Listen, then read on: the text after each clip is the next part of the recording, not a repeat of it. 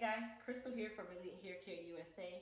So in this video, I am going to show you how you are able to apply your hair color while you are at home, just using limited tools. As you guys know, we are in the COVID-19 phase and you're not able to really go out and get any services done at the salon. So I'm going to show you a easy way to color your hair at home using semi-permanent hair color. Of course, this for you guys who are gray, it may not cover your gray 100%, but it will definitely get you through this past time of not being able to do anything at all. And I'm just gonna show you guys how to make it really, really easy. So first things first, the things that you're going to need, of course, is a bowl. I am using just a regular plastic bowl at home. You need a comb, a application brush, a pair of gloves, and whatever color you guys want to use. For my hair, I use the Bigen, B-I-G-E-N, semi-permanent hair color in the color Jet Black. Of course, you can get it in whatever color you choose. Semi-permanent colors, you can actually get them on Amazon now. You can also sometimes get them in Walgreens, CVS, Rite Aid, or even Walmart. So if you are able to get it, great. If not, Amazon would be your go-to, or if your local beauty supply is taking orders online, you can get it that way, okay? So what I'm gonna do is go ahead and put my gloves on. Now, when you're applying semi-permanent color, the hair should already be clean or have already been washed. You don't apply semi-permanent color to dirty hair. You don't apply semi-permanent color to hair that has gels or styling products in it, dry. You wanna make sure that the hair has already been shampooed and is clean, okay? So let's put our gloves on. Now, the reason I said you need a bowl is because as a hairstylist, you definitely want to make sure you're applying your color in a bowl fashion, bowl and brush. If you don't have a bowl and brush at home, then you can definitely just use it by opening the spout and putting it on the head. But you do use a lot of color that way. The reason why I like to do the bowl and brush is because one bottle typically can get you more than one application if you don't have a huge density or large density of hair.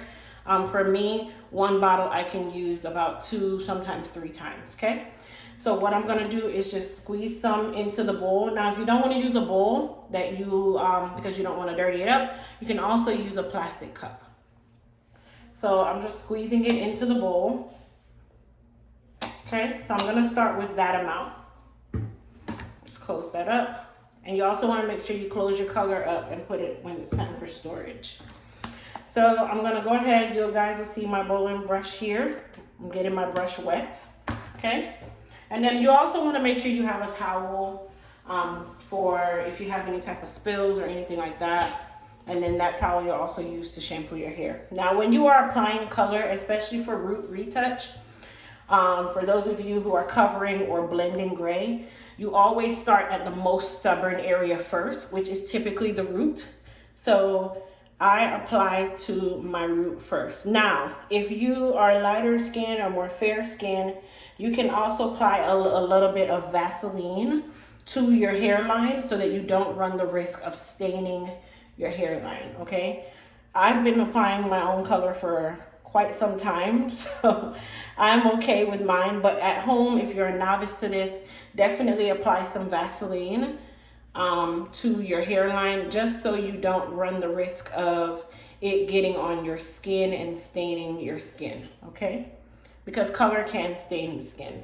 It's not a long lasting stain, but you definitely don't want to run that risk of it staining the skin. Okay? So I started at my hairline, which is my most resistant place. And then if you notice, I didn't go all the way through to the ends just yet. Your ends typically are already colored from previous application. So you do want to make sure that you get the new growth first. That area needs to process the longest anyway. And semi-permanent colors do not lift color. So if you are typically doing dark brown and now you want to be light brown, it doesn't really work that way. It's not going to be able to lift the hair to change the color. So this is only to basically deposit color or to refresh a color that you already have or to blend it with another color, that kind of thing. So just keep that in mind. It's not going to change your color. Like if we were going to do a blonde or something, it can't work that way. It doesn't work that way. Okay. So now what I'm going to do is I'm going to use my brush and part my hair and then start applying it to these areas. Now when you apply, I just got some on my forehead. Okay. When you apply color, you want to make sure that you apply it in small partings. So I'm going to make sure that I part this down here as well. Small partings, because you want to make sure that you distribute that color everywhere.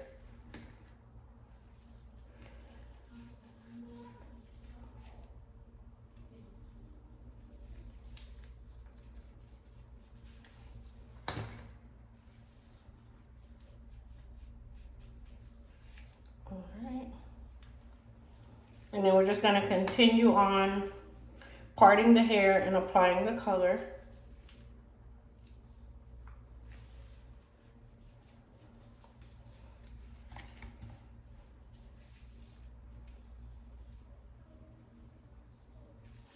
Okay.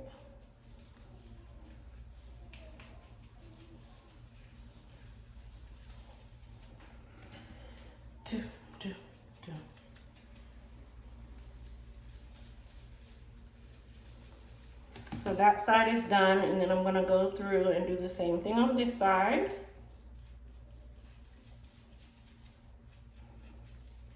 Part it, and then I always make sure that I clean my forehead off, because that hair that we just colored, sometimes it touches your forehead.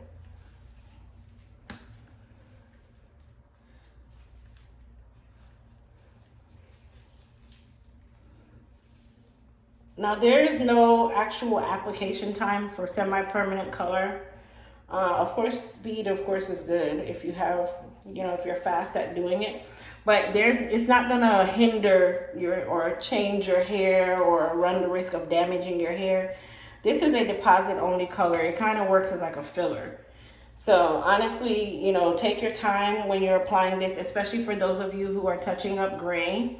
Take your time when applying it, because you want to make sure that you don't miss an area, especially with gray hair. It likes, like that gray hair likes to hide. It likes to tuck between other hair, and then you don't even know that you missed the spot. Okay?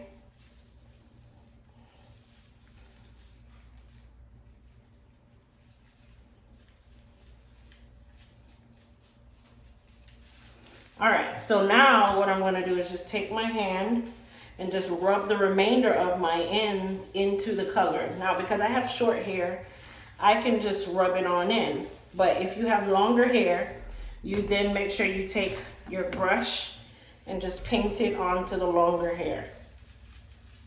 Okay, so you're just using your excess color or the remaining color that was in the bowl or the cup. This is a very clean way of applying color at home. So definitely if you have access to a brush, a application brush, I definitely say keep one at home. And just make sure I get my nape here.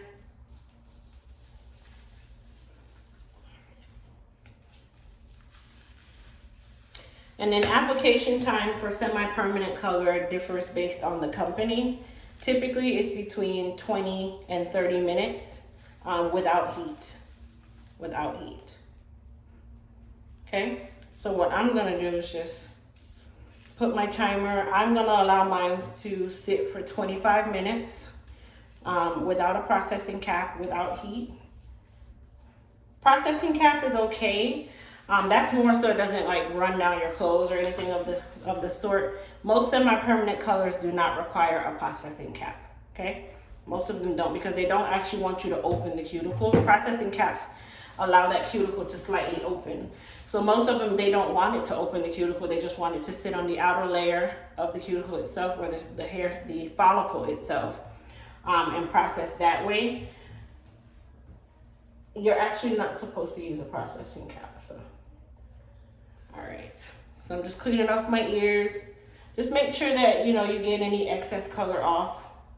if you see that it's there, because you don't want it to stain that area. There we go. All right, so this will process, like I said, for 20 to 30 minutes, depending on the company that you use. And then when it's time for you to rinse it, you will rinse it with cool or lukewarm to cool water, depending on whatever setting you are okay with.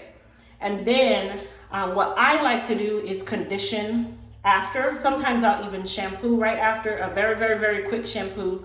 For those of you who have, like, you don't want that residual color on your pillow, that kind of thing, I do one quick shampoo, maybe like 2-3 seconds, lather it up, rinse it off with cool water, and then I'll follow with a conditioner, put the conditioner on and comb it through and then rinse it out.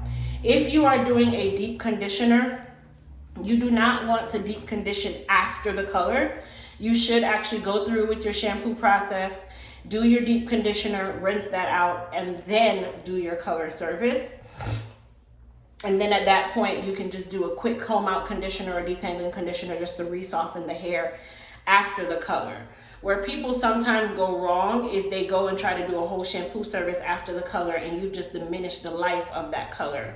So you want to make sure that, especially with semi-permanent colors, that you are completing your shampoo and your deep conditioning service before you apply the color, and then you'll apply your color last, allow it to process, rinse, cool water, light shampoo if you choose, which, like I said, most companies don't recommend that. I've only done it as a creature of habit because I've seen, you know, what it does. It actually helps keep my hair a little bit softer, and it doesn't transfer that residual color onto my clothes and on my shirts and stuff because I've actually rinsed it off. And then you can condition and rinse it out, like I said, with cool water to lock that color in. Cold water is best, especially for the conditioner. It helps to add that shine to the hair, and it also works just as though it would for your clothes when you wash them. If you wash clothes in cold water, it locks the color, keeps it bright, makes it last longer and brighter. If you use hot water, it diminishes the color, fades it, and it doesn't last as long. It's the same thing with hair color, guys. So if you're new to my channel, please don't forget to hit the subscribe button. Don't forget to thumbs up this video. And thanks again for watching. See ya.